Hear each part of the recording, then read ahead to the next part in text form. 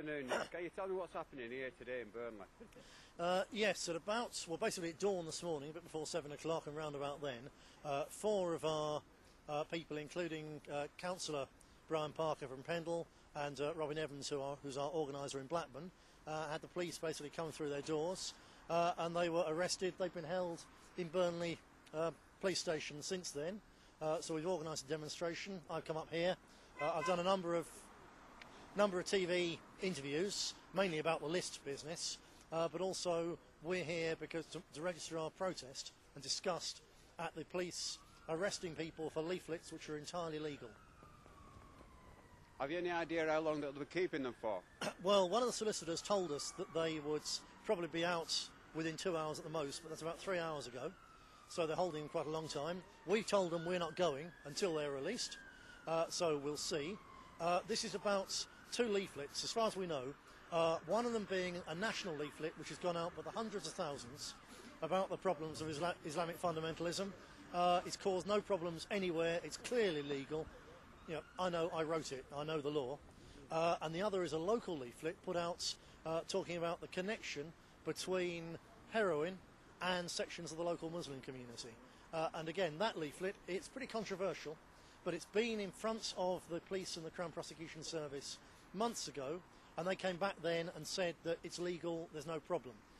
Now they've changed their minds. Now, viewers might like to, they can decide for themselves why they changed their minds. My opinion, certainly before I talked to the police officer, was there's no question about it.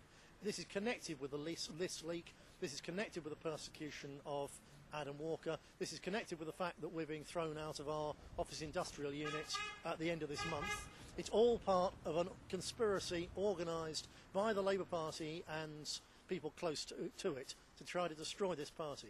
Now, the senior police officer I spoke to said, well, I don't know about all the rest, can't comment on that, but this is a separate case. This is about the fact that once we concluded that investigation into those leaflets and that there was no case to answer, there's been pressure brought about internally within the police force locally.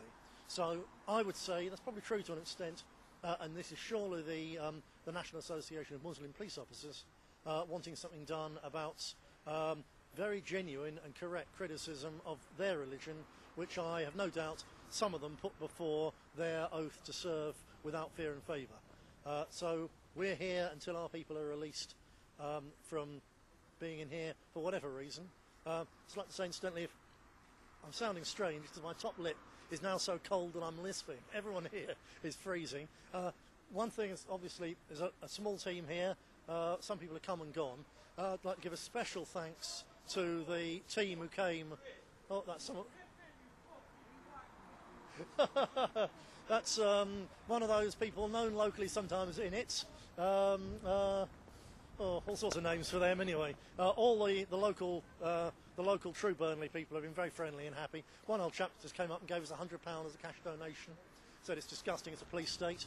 But as you've heard, some of the local taxi drivers who aren't really local at all, they're not so pro. But as I was saying, special thanks to Adam Walker and the team he brought across from Geordieland, out of Durham. They were here before anybody else was today. Absolutely fantastic effort. They've had to go back, but as you say, we've still got a presence here, and we're going to stay here until our people are released. Can you tell me why it's Burnley police who's dealing with this, Nick? Because I believe that they're not all from Burnley. I think that the reason that it's in Burnley is that it's simply equidistant.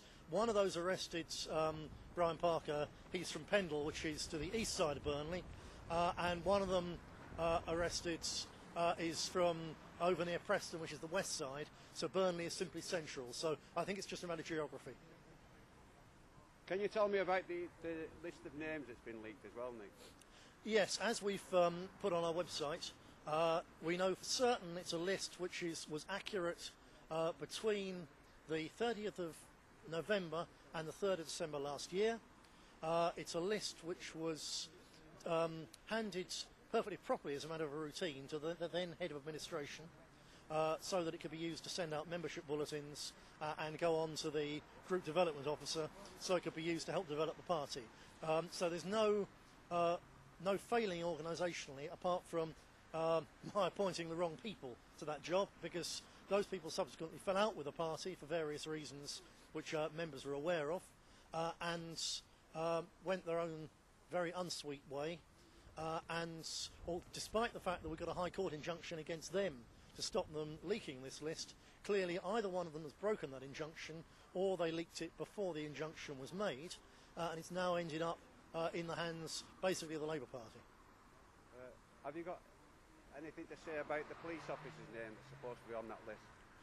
Yes, we've got obviously thousands of names and addresses on the list, and we compared our list with the leaked list, or the list online rather, and essentially it's the same.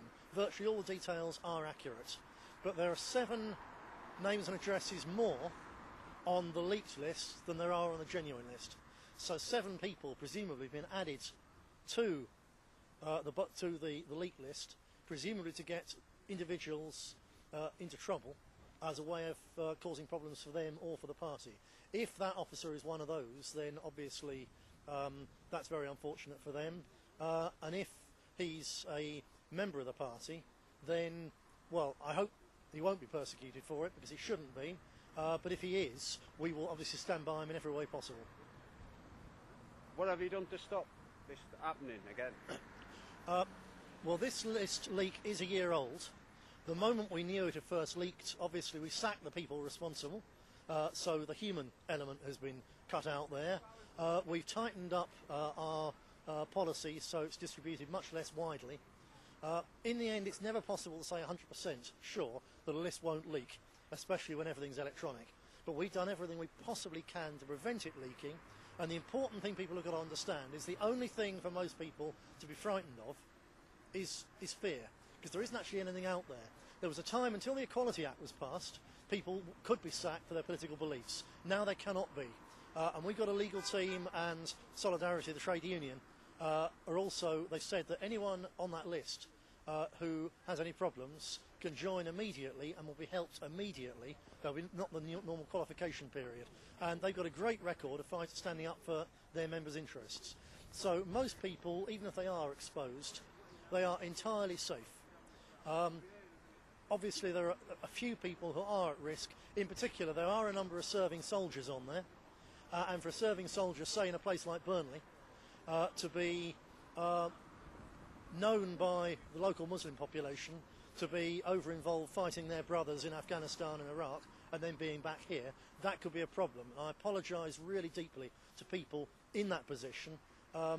As I say, we've taken what steps we can to ensure that won't happen again, but if they're in that position, if they come to us, if they do have problems, we'll do everything we can to help. Have you been in touch with any of these websites that's hosting these names? Yes, initially they were hosted on Google sites.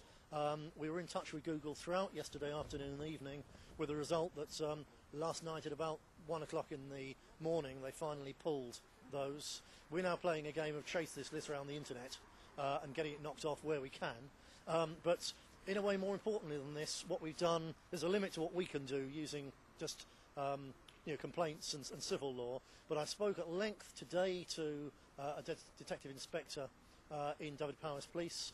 They're taking it very seriously indeed. He flagged up to me a number of potential serious breaches of the law committed by the people who leaked the list, and potentially the people now using the list to harass our people.